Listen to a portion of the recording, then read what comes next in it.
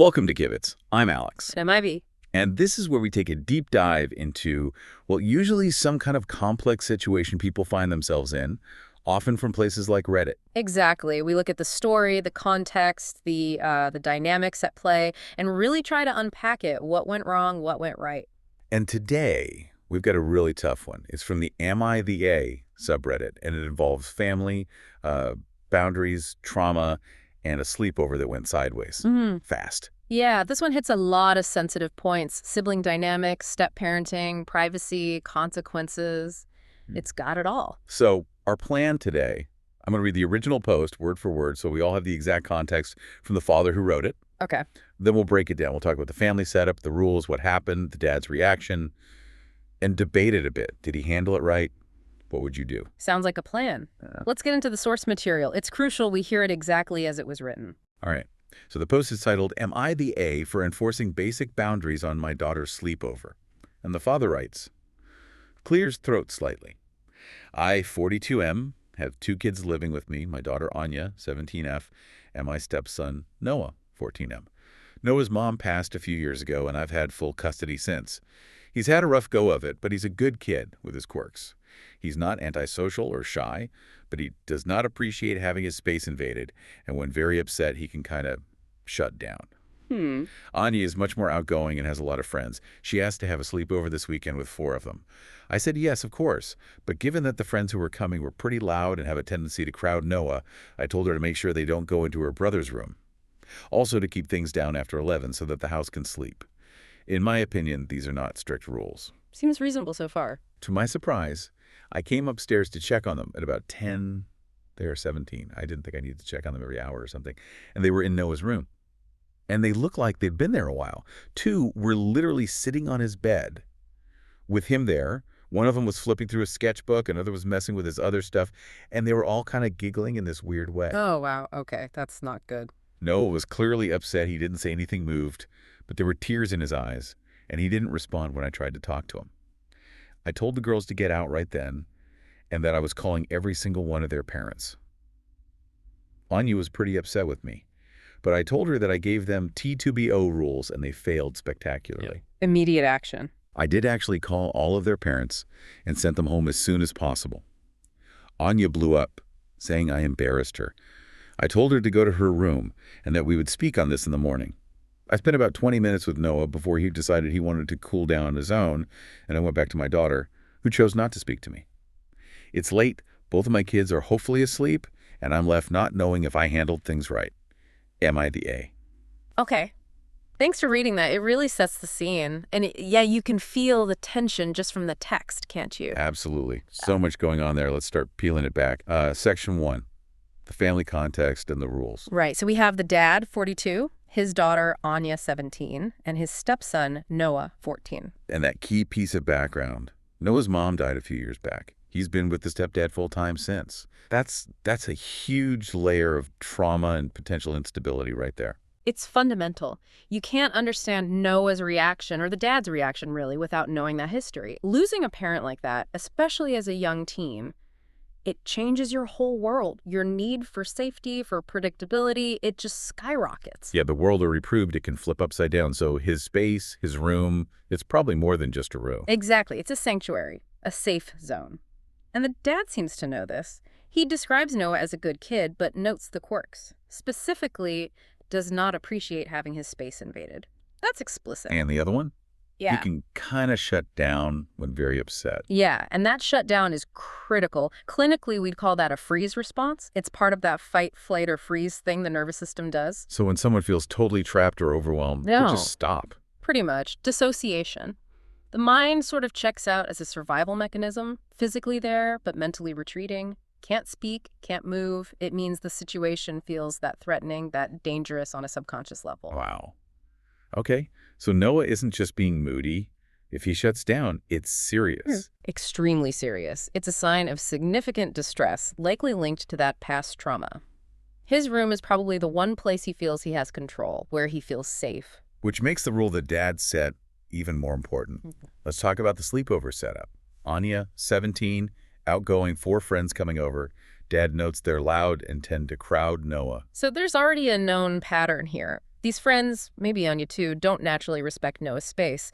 The dad's anticipating a potential problem. Right, so he gives 2 rules. Rule 1, stay out of Noah's room. That's the big one. It's hard boundary, definitely. Rule 2, keep it down after 11 p.m., which is like standard sleepover stuff. Yeah, that's just courtesy. But rule 1, that's different. The dad says they're not strict rules, but I think he undersells the first one. How so? Well, the noise rule is about convenience, right? So everyone can sleep. But the stay out of the room rule, that's about protecting Noah's psychological safety. Given his history and his known triggers, that rule is a shield. It's not just a suggestion, it's vital. Especially since the dad mentions the friends already have a tendency to crowd him. So this wasn't coming out of nowhere. No, it sounds like this boundary might have been pushed before, or at least needed reinforcing. It's the non-negotiable line in the sand for this specific situation. Okay, so the stage is set. Clear boundary, known sensitivities. Let's move to section 2, the violation itself. Moment of discovery. It's 10 p.m., so it's not even about the noise rule yet. Dad goes upstairs. And finds them in Noah's room. Not just poking their heads in. He says they look like they'd been there a while. Yeah, that suggests it wasn't an accident. It was a sustained breach of the rule. And the details of what they were doing, Yeah. that's what elevates this, I think. Okay, let's break down those details. He saw 4 specific things. First, 2 friends were literally sitting on his bed with Noah right there. The bed! That's the absolute inner sanctum, right? Especially in your own room. Having uninvited people sitting on it while you're there, it's a power move. It's incredibly invasive. Makes him feel like a stranger in his own safe space. Totally. Second detail. One friend was flipping through his sketchbook. Ugh, that one gets me. A sketchbook for a teenager, especially maybe a more introverted or sensitive one, that's like a diary. It's raw thoughts, maybe vents, maybe dreams. Yeah. It's deeply personal. Yeah, having people look through that, especially people who are kind of encroaching on you. Yeah. That's brutal. It's psychological intrusion. It's targeting his personal expression, his coping mechanism, maybe. It's just cruel, almost. Okay, third, another friend was messing with his other stuff, just generally violating his space and belongings. Right. General disrespect, piling on. And fourth, maybe the most telling detail. They were all kind of giggling in this weird way. That weird giggling Wow. is so important. What does that sound like to you? Does it sound like innocent fun? No. It sounds like they know they're doing something they shouldn't. Like they find his discomfort or the act of rule breaking itself amusing. It sounds Exactly. It suggests awareness. It suggests they weren't just oblivious teenagers who wandered into the wrong room. This feels targeted, or at least like they were enjoying the transgression, maybe even provoking him. There's this thing called group de-individuation. What's that? It's when people in a group kind of lose their individual sense of responsibility. They get swept up in the group's behavior. So if one person starts pushing a boundary, others might join in, feeling less personally accountable. The giggling could be the sound of that. That shared boundary pushing, that lack of individual restraint. And Anya's role in this. She either led them there or allowed them to stay and participate in this dynamic. She knows Noah. She knows the rule. Which makes her complicit, at minimum. She failed to protect her brother's known vulnerability, which was her core responsibility as the host in this specific setup. And the impact on Noah, devastating, according to the dad. Yeah, the description is heartbreaking. Clearly upset, didn't say anything, didn't move. That's the shutdown, the freeze response kicking in. And tears in his eyes. Yeah. Didn't respond when his dad spoke to him. He was overwhelmed, trapped, dissociating. That's not teenage sulking. That's a trauma response in action. He felt utterly unsafe. So the dad walks into this scene. Yeah. He sees the clear violation, the intrusion, the sketchbook, the giggling, and he sees his son frozen, crying. In that split second, he has to shift from dad checking on a sleepover to crisis manager. His primary job isn't to scold teenagers. It's to stop the immediate harm and restore safety for Noah. Right, which brings us to section 3, the father's immediate reaction and the aftermath. His first move told the girls, get out right then. No discussion, no, hey guys, what's going on? Just immediate removal from the situation. Which was absolutely necessary. When you're dealing with a potential re-traumatization like this, hesitation is damaging. It signals that the boundary wasn't actually sacred. The speed sends a message to Noah, I see this, I'm stopping it, you are safe. Okay, that makes sense. Then comes the big consequence. I'm calling every single one of their parents and sending them home ASAP. The quote-unquote nuclear option. Yeah, and look, I get why he did it, seeing Noah like that. But was that the right call? Sending 5 17-year-olds home at 10 p.m., calling parents, Isn't that guaranteed to cause a massive rift with Anya? Did he maybe overreact in the heat of the moment? Couldn't he have kicked them out of the room, talked to Anya later? That's the million-dollar question, isn't it? It feels extreme if you just look at it as teenagers broke a house rule. But was that all it was? No.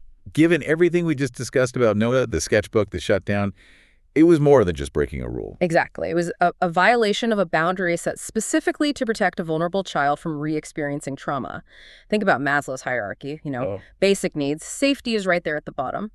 Anya's need for social face, her embarrassment, that's higher up. So safety trumps social standing. In this specific context, absolutely. If the dad had just given a warning, let the sleepover continue, what message does that send Noah? That his safety, his sanctuary is negotiable. That it's less important than Anya's party. Okay, I see that.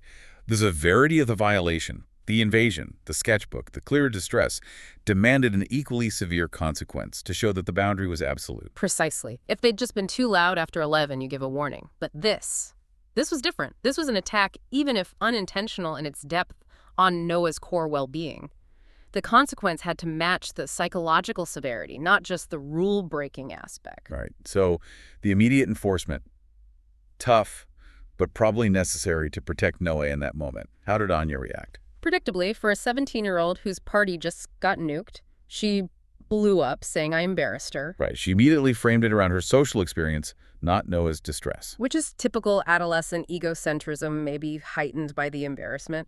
But the father's response was good. I gave them 2-2-0 rules, and they failed spectacularly. He brought it right back to the broken agreement, the clear cause and effect. And importantly, he didn't get into a shouting match then and there. He told Anya to go to her room, discussion table till morning. Yes. And then he prioritized Noah. Spent 20 minutes with him, letting him calm down until Noah felt ready to be alone. Then he went back to Anya. That shows incredible restraint, actually. Yeah. He dealt with the immediate crisis, first Noah's distress.